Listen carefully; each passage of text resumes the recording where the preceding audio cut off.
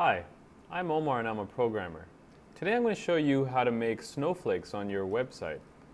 Basically, if it's winter time or if it's the holiday season, you might want to spice up your web page by adding snowflakes that are fluttering slowly towards the bottom of your page. It's a pretty cool effect, but it requires a lot of JavaScript code.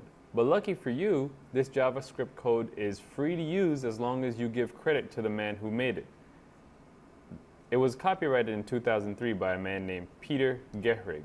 So as long as you add his name to your code, then it's free for you to use.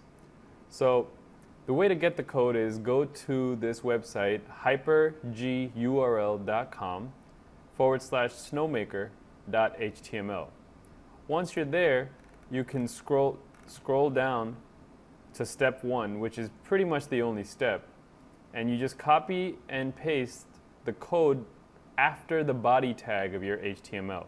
And the code is in this big text box over here. Once you do that, you'll have snowflakes falling like you have here on this page. Now these don't require any kind of pictures. It's all asterisks, but they still look pretty cool. I'm Omar and I just showed you how to have snowflakes fall on your website using JavaScript. Have a good day.